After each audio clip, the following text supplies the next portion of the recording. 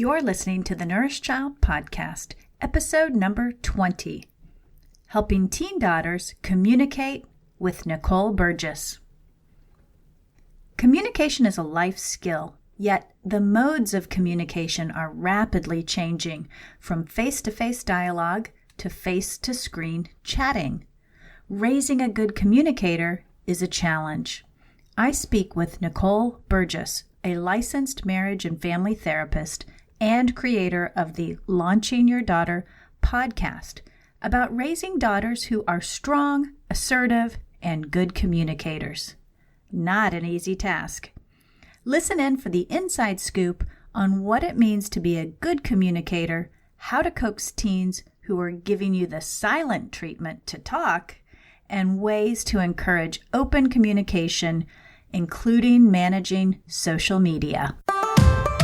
Welcome to the Nourished Child Podcast, a show about childhood nutrition, feeding kids, and dealing with the ups and downs of growing a healthy child. Here's your host, registered dietitian and childhood nutrition expert, Jill Castle.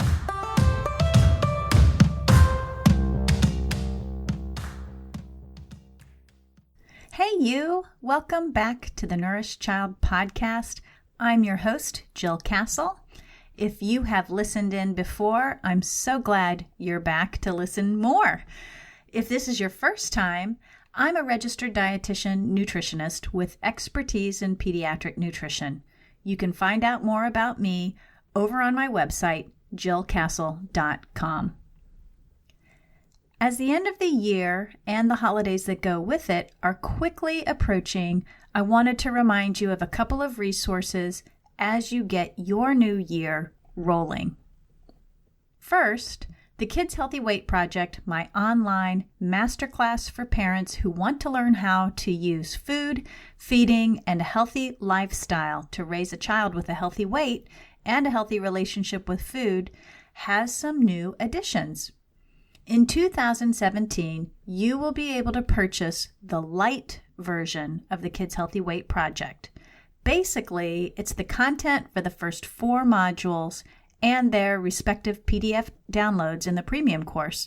However, I've removed the bonuses and the extras. So you really just get the nuts and bolts of setting up your own food system, adopting a positive feeding strategy, and integrating healthy habits related to lifestyle, such as sleep or exercise, into your family's day-to-day living. Here's what one student in the course has said about it. Thank you, Jill Castle. This resource you've created has helped us tremendously. I still have a ways to go, but I am weeding things out a little at a time. It's a project, and now I feel it is something I can manage. The second resource I want to tell you about is something that I have created to go along with the Kids Healthy Weight Project or stand alone. And it is a companion workbook. It's called the Kids Healthy Weight Project Workbook. And it includes all the worksheets from the core program set up in a workbook format.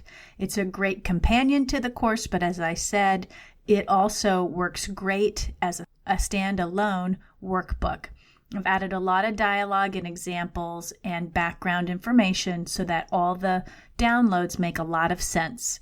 I hope you check it out. You can find both of these resources at jillcastle.com/courses. Last, I have been a busy bee. I created another resource as an ebook based on the fact that I hear a lot of questions from parents of picky eaters, how to get their child to try new food. And I actually take care of a lot of kids in my practice who are picky eaters or even extreme picky eaters. And over the years, I've created sort of a step-by-step program to help these kiddos try new foods.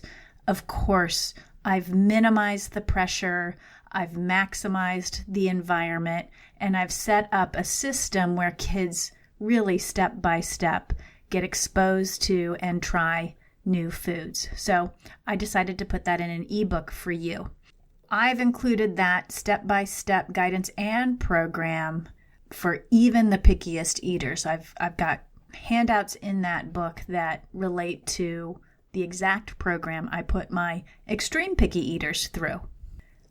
A recent colleague has reviewed the book for me, and here's what she says. Jill Castle's newest e-book, Try New Foods, is an excellent guide for parents. With clear explanations of the reasons behind her approach, she gives practical tips and how-tos to help all parents make introducing new foods to their little ones simpler and less worrisome. There are also excellent resources listed for families who might need some extra help, as well as colorful printables to hang on your fridge. I will certainly be recommending this ebook to my clients. And that is from Kaja Lasesi, RD colleague of mine in Canada. Much appreciated, Kaja. You can find this resource also on jillcastle.com. It'll be available in the new year. Last but not least, I've compiled a list of the best nutrition books for parents of children. Build your library with these super helpful resources. They include nutrition books, books for specific criteria or conditions such as food allergies or extreme picky eating, as well as cookbooks. I use these books myself. That list is on my blog, jillcastle.com/blog. So today I'm talking with Nicole Burgess. She's a licensed marriage and family therapist who lives in the great state of Indiana, which is where I hail from myself. She has had much experience and success with hundreds of children, adolescents, families, men and women who have suffered from depression, past traumas, grief and loss, transitions, relationship issues, and various other challenges. Nicole is the voice behind the podcast, Launching Your Daughter. And although we will focus in this show on girls, much of what Nicole shares is universal. It works for boys, moms, and dads. As a mom of 4 kids, 3 of which happen to be girls, the job of raising strong, self-assured young women weighs on my mind. Why? Because in all my years of working with kids and teens, I see how crucial communication is and how easily it erodes, especially during the teen years with parents. The landscape of communication is dramatically different from even just 10 years ago. Even when teens themselves are together, they're staring at their phones oftentimes. How in the world can we raise daughters who are effective communicators? Today, you're in for a treat. I turn to Nicole for the answers. So I hope you enjoyed the show. Let's dig in.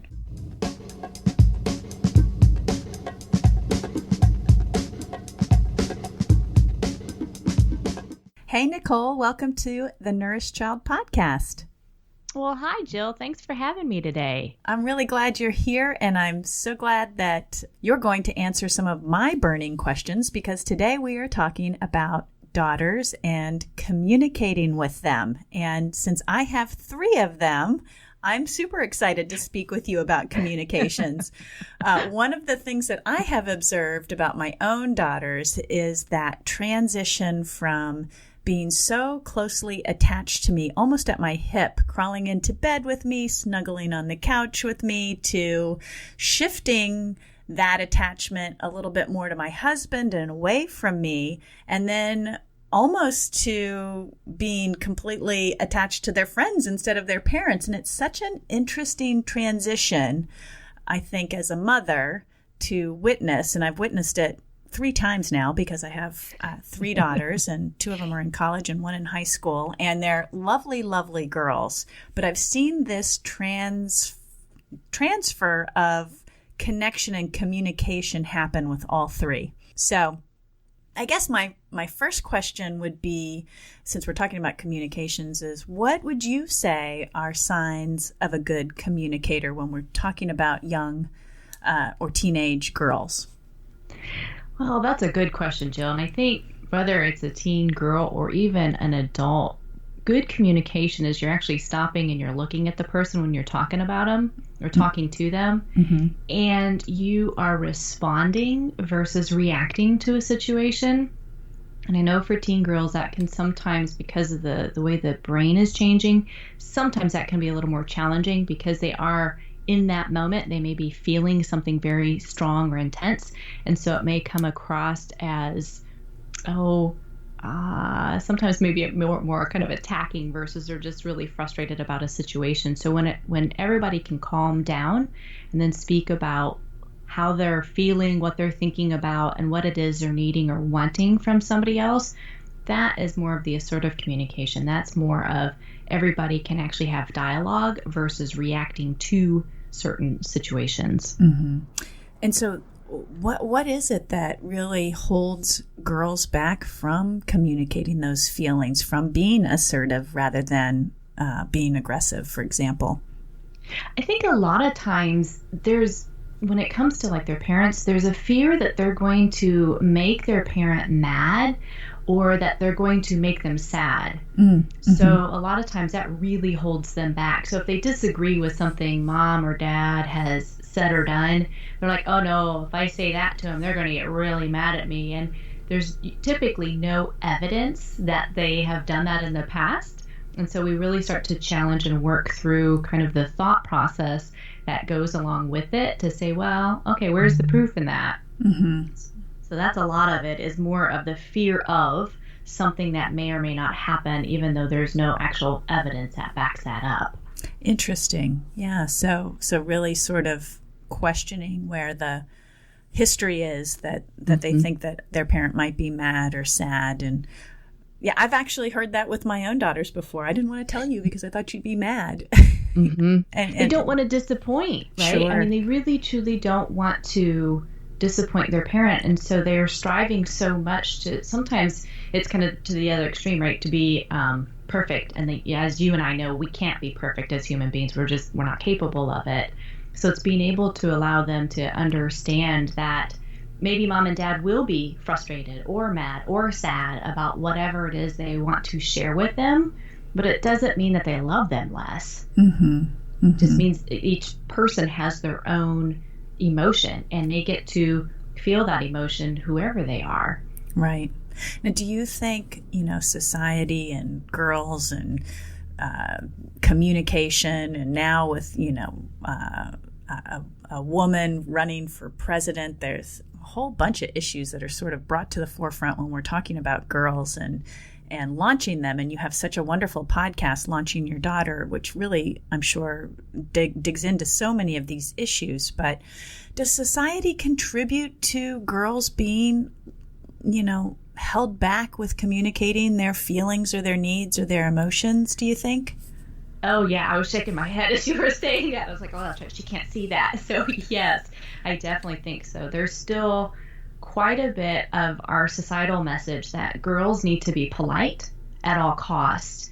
And that's very harmful for young girls. And then as they grow up into young adults, into women, holding back. And so when they start to become more assertive, sometimes then the message that is received back is, oh, you're being aggressive, and they're actually not. A man can actually state the exact same thing as a woman, and he's assertive, but then a woman will be, stated, oh, she's being aggressive, and that's not true. So a lot of that is really challenging that it is okay to hold boundaries. It is okay to be assertive, and you don't have to be polite at all times. If your safety is at risk, being polite is not the way to go. And I'm not saying you need to be aggressive with everybody, but especially when it's safety concerns, that, yeah, you get to break that up a little bit. Right. And I don't want to put you on the spot or anything, but just what is the subtle difference between being aggressive versus being assertive? Can you sort of describe that for our listeners?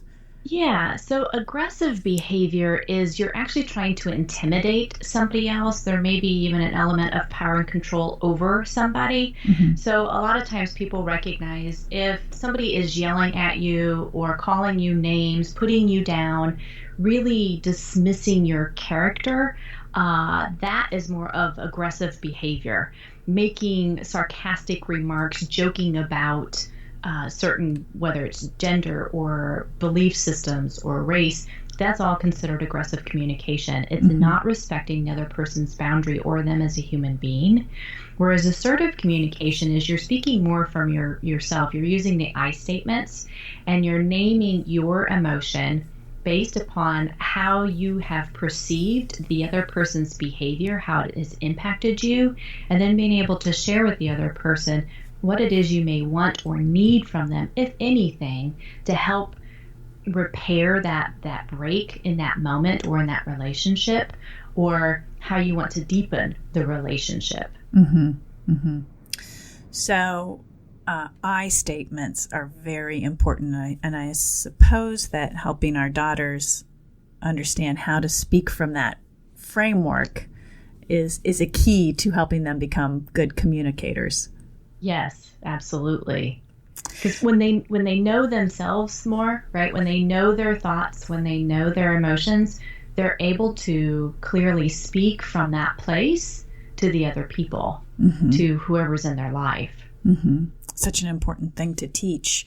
I think, as a mom, there's so many things to teach our children. And then you think about girls, and they have so many different challenges, different from boys anyways, that they have to sort of not necessarily overcome, but as a parent, you want to be sensitive and thoughtful about, particularly when it comes to, their appearance, their body weight, shape, size. I mean, as a nutritionist, that's where sort of my area where I end up focusing, but I'm sure as a therapist, you see those probably as well, those issues or those challenges, but I'm sure you see other challenges as well when you're trying to equip young women to be assertive communicators. Yes, correct. And there is, as you're naming it, there are so many different challenges for girls than boys, which is unfortunate.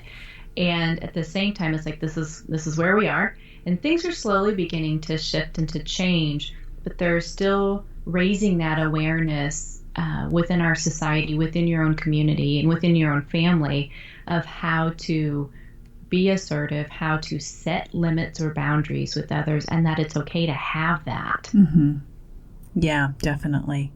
Now, if, we are all shaped by our early experiences. I know you work with women as well. And so when I even work with parents myself, I know that the early experiences parents have as children in their feeding environment shapes their outlooks, their viewpoints, their attitudes, even some of their behaviors around food and how they feed their own children. So since we are all shaped on some level by our early experiences, if a parent-child relationship is unhealthy in the communication arena, for example, what can be done about that?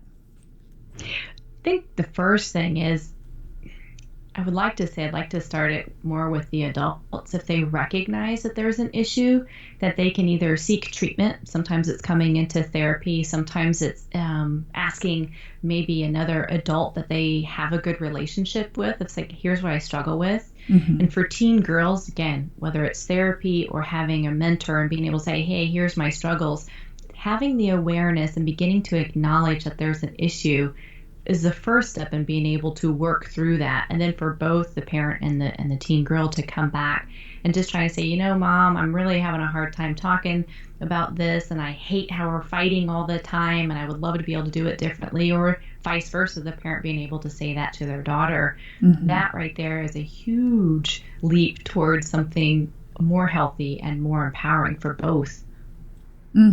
Definitely. And what would you say are the potential outcomes for girls who are unable or unwilling to communicate? Because I see a lot of teen girls in particular that just don't want to communicate with their parents. There's just a barrier there. Sometimes, it can go to kind of one thing or the other, or it's on a spectrum. I will say that. So for some girls who truly shut down with their parents, it can have some really negative outcomes in the sense that they stuff all their feelings down. And so it can lead to depression. It can lead to anxiety. It could lead to making really risky choices because you don't don't have the parent support that you're wanting and being able to kind of bounce ideas off of, or saying, I'm really struggling with this friendship or this decision my friends are doing or I'm thinking about. And so they can lean a lot towards their friends, their peers who may not have all that information. Again, as you know, their brains are still developing at this age. And so they can make some pretty impulsive decisions. Whereas if they just struggle with more about communicating with their parents, but they have other trusted adults that are, whether it's part of relatives or mentors, at least that can help them be able to share some of that. And sometimes those other adults can help kind of bridge the gap between the parent and the teen. That's a really good point. Now, if parents are running up against their daughters who are not, communicating with them, are there things that parent can do to sort of respect their child, but also encourage communication? Oh, absolutely. I mean, part of it, again, is just stating that out loud to their daughter, right? Of just saying, I so miss our times together, or I so miss how we used to, have these conversations. And it is a big shift between when their daughter is a young girl to when they turn a tween or a teen. There's huge shift in that behavior because the girls are trying to be more autonomous. So they sometimes, even though they're like, oh, I know I need to go clean my room up just because mom has asked or dad has asked, I'm so not going to do it now. And it's all about, I've got to own my own autonomy. And so then there's a conflict with that. And so part of that is just recognizing, it's like, I understand, you're leaning more towards your friends and you want to hang out with them more. And at the same time, we're still a family. And so acknowledging that and being able to role model that to them can help open up that communication. And it's letting them know it doesn't have to be perfect when we talk either. So being able to have that give and take. And it's like, I understand there's things that I do that you disagree with, and I would love to have that discussion with you versus the argument with you. I love that. I'd like to have a discussion rather than an argument. That's very good. I might use that. Okay, so to that end, one of the things that I hear a lot as a registered dietitian and nutritionist is the fact that parents have concerns about the way their daughter might be eating or their daughter's weight status, and they want to know how to approach those topics with their daughters. What would your advice be for that? I think part of it is, some of the women that I've worked with in the past, they, again, what we talked about, they were shaped by how even their mom communicated about their own weight, communicated about what food meant to them. So it's being mindful of how are you even discussing family meals? How are you sharing your body image? How are you, these jeans, they just look awful on me, versus, I'm feeling really good about myself today, or I appreciate, this part of my body, or I'm really glad that we're, choosing to eat more healthy and mindful, whatever that may be. The language is vastly important because our girls really receive everything. So if you're noticing you're communicating that in a more, I'll call it a negative way, acknowledging that to your daughter can be vastly life-changing, because then you're being accountable for that. And it's like, well, and she may not have ever thought about it the way that, you've been discussing it, because nothing was really challenged. I'll say it that way. That makes sense. That when the parent starts to challenge how they communicate it, that helps the daughter understand, I can actually talk about this differently. So if I don't like my school lunches, maybe it's more of, I'm really hungry, and skipping meals. Mom and dad talk so much about how that really nourishes our brain and how that gives me energy for the day. So maybe I need to be talking to them about what could I take to school because I don't like the school lunches. Yeah, I think you make a really good point. It's, checking in with yourself as a parent and the language you use to talk to yourself, I guess, if you will. It's the language in our head. Eventually it comes out, right? Right. It does. Yeah. And so those frustrations as a parent that we might have with the way we eat or the way the lack of exercise or too much exercise or whatever those messages we keep, repeating in our heads, eventually those come out in one way, shape, or form, either in words or in actions. Mm-hmm. And so what you're saying is just check in with yourself on your own sort of self-dialogue and acknowledge that, and then approach your child and let them know that you understand and recognize that you've been talking this way or delivering this message unknowingly or knowingly or whatever. But that in and of itself can alter that daughter's or that child's own language, own self-talk. Is that right? Exactly. That's exactly it. And then, the next step would be really to invite them into the kitchen and help with the meal planning, help getting involved in that. Because then, again, the dialogue can continue to open up. It's like, when we're eating nutritiously, this not only, helps our bodies grow and change, but again, gives us the brain power, helps us feel maybe it's less anxious, or helps us be able to sleep better at night, or, helps our muscles grow.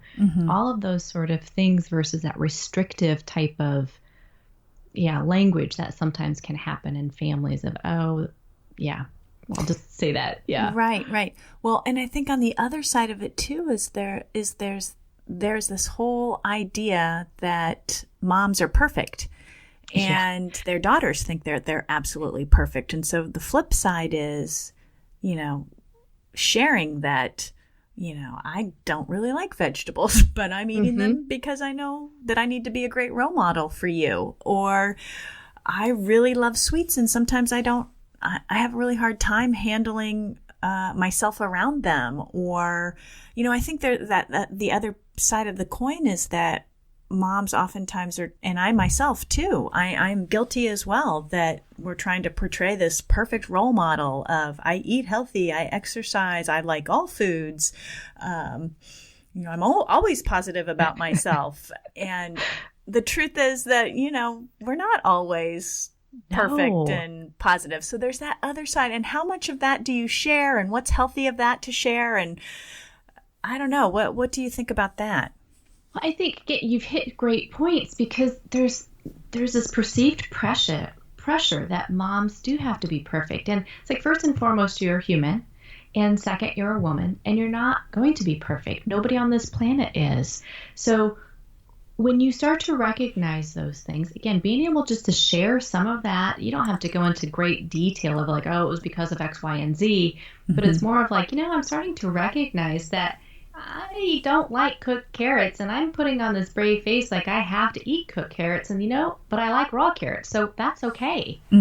That we all have different things we like and dislike, and it's being authentic with ourselves so that we're role modeling to the young girls and to the teenagers that we want them to be able to be congruent, where their actions and their words match, that they're not trying to be something that they're not, just as we don't want to do that for them. That's so powerful. Yeah, that is so powerful. Because it's exhausting. It is. It is. Yeah.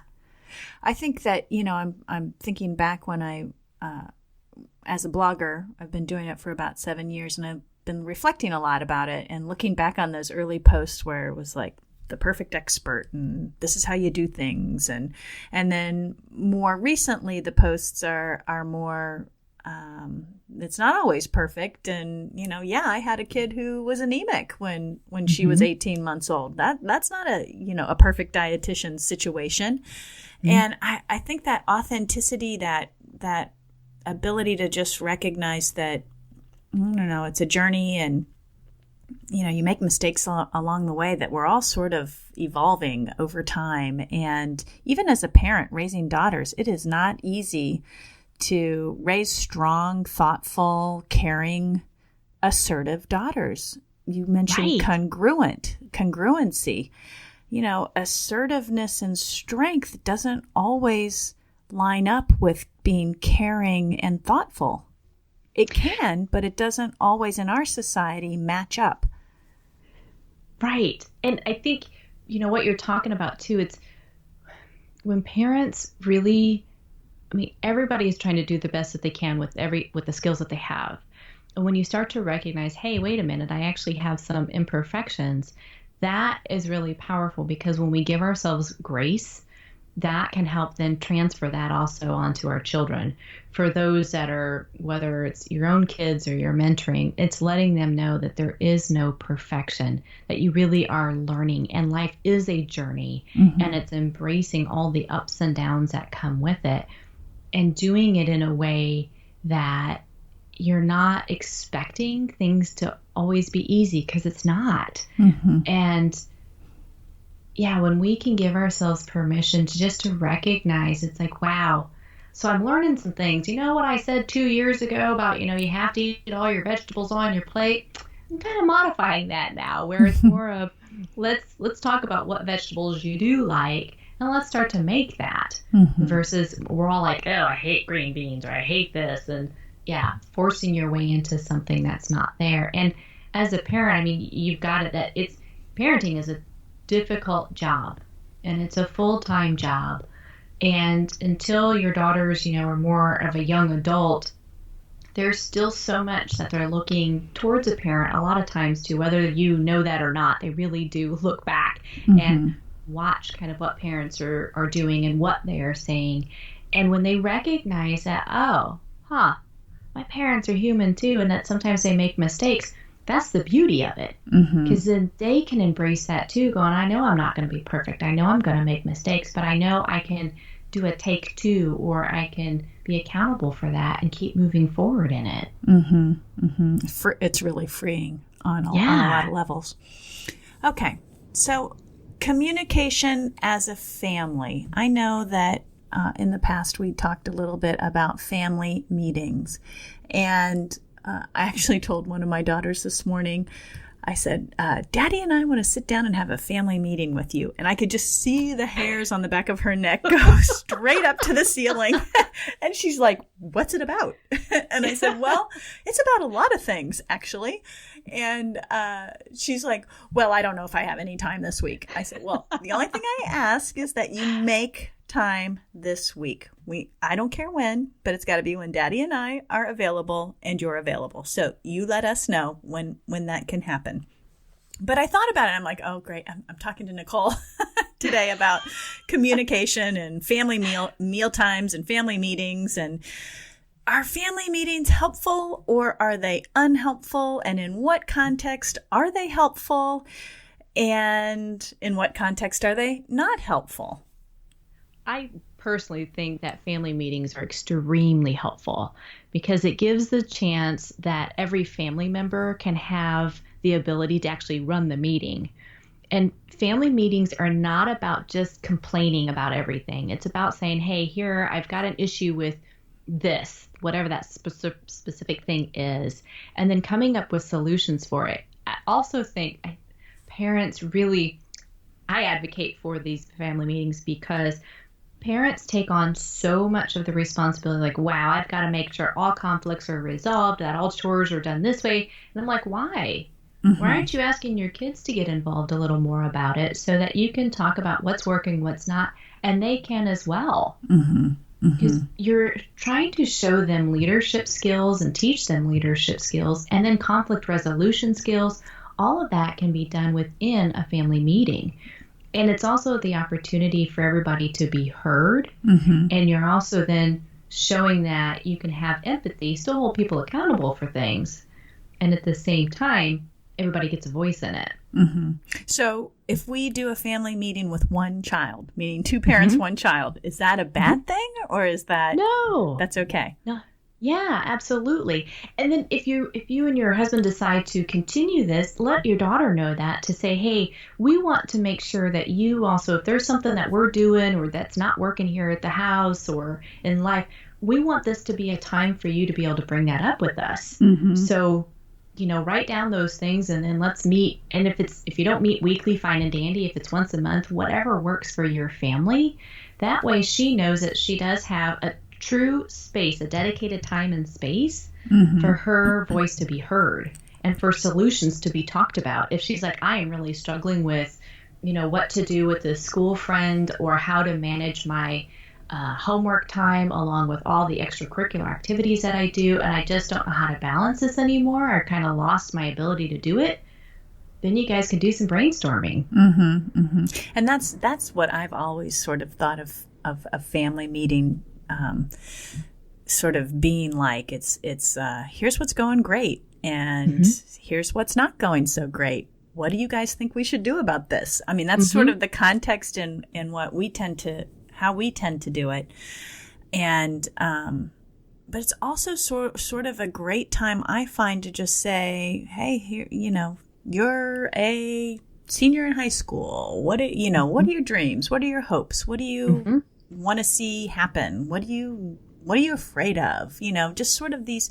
And sometimes those questions go over really well and generate a lot of great conversation. And other times those questions are just almost too much for them to process and discuss. Or that's what I've noticed with my own children. So it's hard to find sort of that right balance and tone of what the meeting should be about. Of course, they always think they're in trouble. And to me, it's like family meeting is not about being in trouble. So that's something I'll take care of on the side with you one-on-one. But Right. And I think you've hit it, though, with sometimes when parents are asking some of those tough questions, it's like those future-oriented questions, the teen may not know right there in that moment. So just being able to bring it up and then giving them permission. It's like, hey, I get it. If these are like, wow, I have no idea. This is like really deep. I don't know what to say. And saying, let's come back in 2 weeks and let's see if we can explore this a little more. That way you've got some time to think about it. And if you don't know, you don't know. That's okay. But giving them permission to first hear the question and then just kind of ponder it, think about it, and then say, we were just trying to see what you wanted and maybe create a course of action if you wanted that from us or with us. Right. And even sometimes you're just planting the seed. You're saying, hey, testing's coming up in the next several months. Have you thought about what you plan to do to prepare for those? Yep. Yeah. Exactly. So should you have family meetings at family mealtime? I typically will tell parents not to. That when it comes to family mealtime, it's more about kind of talking about the highlights of the day, maybe the struggles of the day, things that maybe they appreciate about one another, that sort of stuff, where it's just kind of a check-in. Whereas family meetings are much more, I call it agenda-based. So you have certain amount of things that you want to talk about. It's time limited. There's truly concrete kind of boundaries that go with it. And so that if things become a little more escalated or their silent treatment begins to happen because everybody's shutting down, you don't necessarily want that when you're trying to digest your food. So trying to separate those two would be good. And then it also doesn't become associated with, great, we're having a family meal again tonight, and I wonder what the argument's going to be this time around, right? Yeah. That it's separated. Yes, I totally agree. You want to keep family meal times very positive and a happy place. That table should be a happy place. All right, so let's shift a little bit and talk about social media as a form of communication. And I'm just curious as to your opinion about communication for teen girls today versus about 20 years ago, before we had, cell phones, Facebook, Snapchat, and all the social media ways of communicating. Because as a parent, I really am seeing so much of their communication happening through those sort of online avenues. And I also hear parents, I hear their concerns about their own child's ability to communicate in an office setting when they grow up, or in a relationship where they have to be face-to-face with another human being. I really do hear parents be very concerned about some of those issues, and I share those concerns as well. And I agree. I mean, it is vastly different today versus 20 years ago. Everything is much more instant. It's about, in that impulse control, and we can go viral, within seconds, and then go, oops, I don't mean that. I need to take that back. And it's like, too late. It's already out there. And then it's been passed along with more and more and more. So I totally understand when parents are really concerned about it. And again, it goes back to communicating that with your daughter about what your concerns are, why you're concerned, and looking at the pros and cons of those behaviors, because again, it's all about autonomy. It's all for them, and it's also about connecting with their peers. So again, if they have an argument with the friend at school and then they start bad mouthing them to somebody else through text, it's being able to say, so if the tables were turned, how would that impact you? And what do you think you could possibly do going forward? And it's like, oh, it's not a big deal, we made up. But it's struggles because they don't get it, in the sense that texting is only one level of communication, and there's no nonverbal that goes with it. And 80 to 90% of how we communicate is through nonverbal. So people make assumptions about the tone of voice. They make assumptions about backstory that goes with it. All kinds of negative things can happen. And if your daughter isn't at that maturity level where she's accountable for that, you may need to do more monitoring of those social medias and what she has access to and what she doesn't have access to. And so what would be signs that your daughter is mature enough to handle that?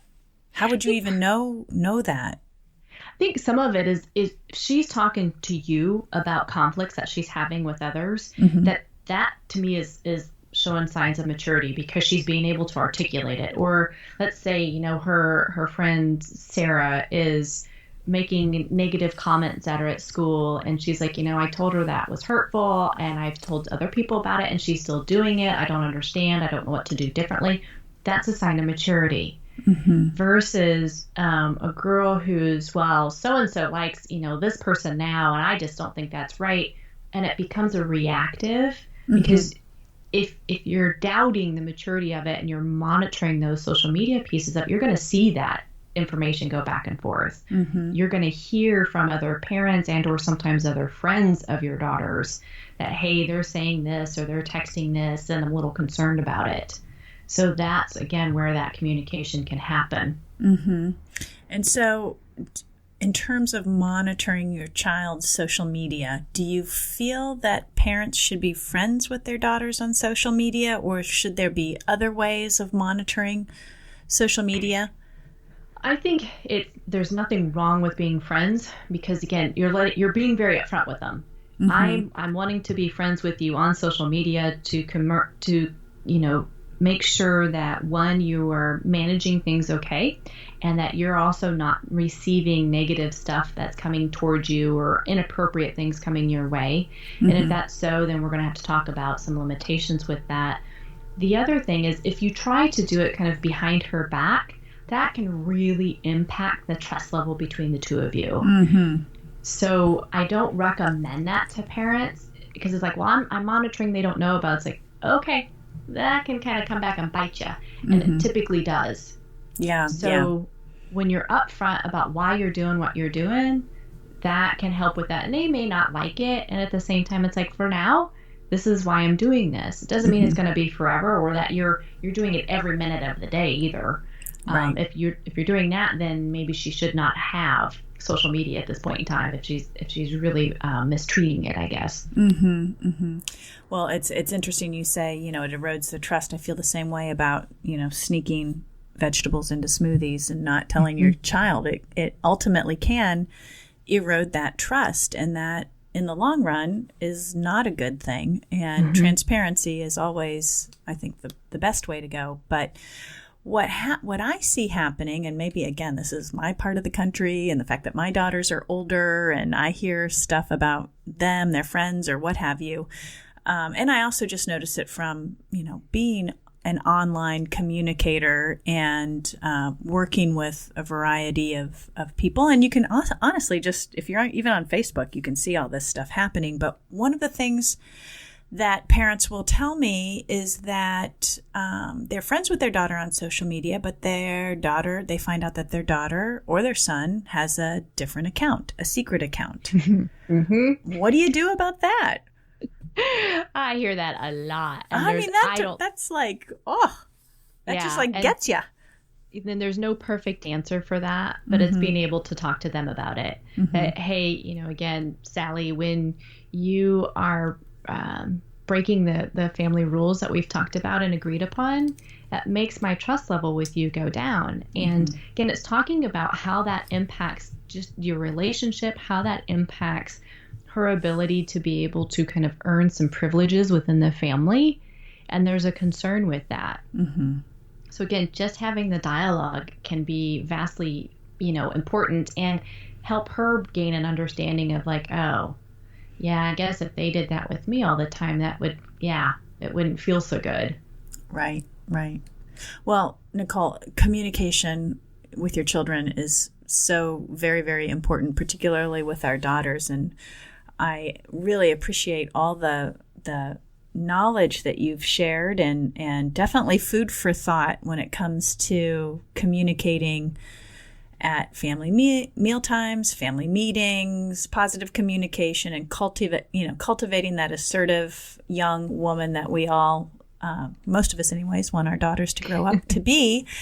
And so tell us a little bit about your podcast, because I know your podcast, really launching your daughter, really focuses on launching your daughter and equipping her with everything she needs to go out into the big wide world.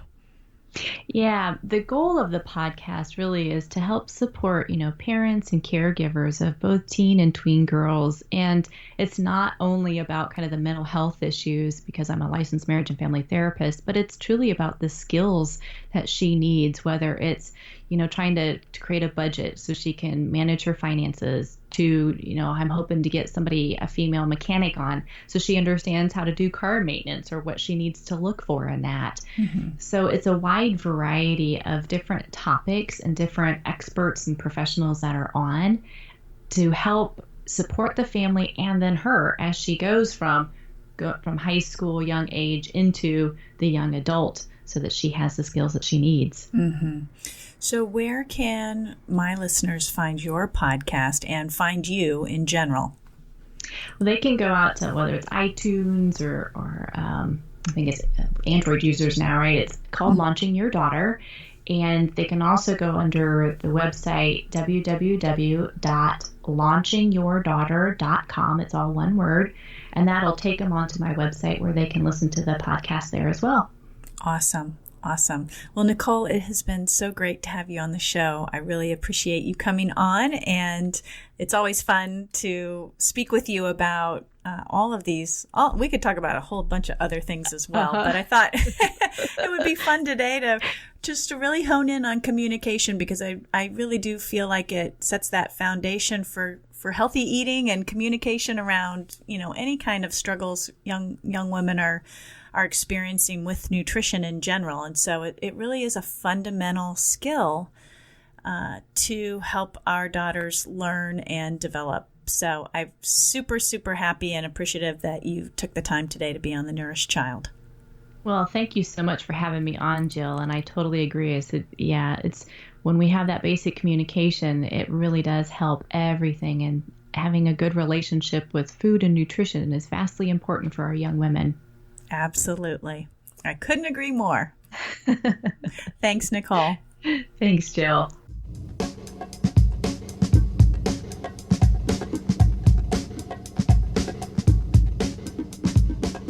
Nicole herself is an example of what a good communicator is. She was a joy to talk with, and in doing so, reminded me and even re-emphasized for me that no matter what your concerns are related to your own child, communication is a fundamental requirement for any change or new behavior you want to establish. And in the case of building girls up and preventing eating disorders or even a poor body image, the communication you have with yourself is equally important. I hope you enjoyed the show today. If you did, please be sure to subscribe to the show in iTunes or in your Android app. When you subscribe, you won't miss an episode. Go to iTunes on your laptop, computer, or phone and type The Nourished Child in the search box. Tap on the icon with the show artwork, hit the View in iTunes button, then tap the subscribe button under the picture. It's pretty dang easy. Don't forget to snag the show notes from today's episode at www.jillcastle.com/020. That's 020 for episode number 20. I am so happy you joined me today. I hope you enjoy the holidays with your loved ones, and I do hope you practice communicating with your daughters, your sons, and your partners. Maybe you'll even schedule a family meeting. As always, give the child in your life, big or small, a loving squeeze today. Bye for now. Thanks for listening to the Nourished Child Podcast, where the #1 goal is to help you grow a nourished child, inside and out.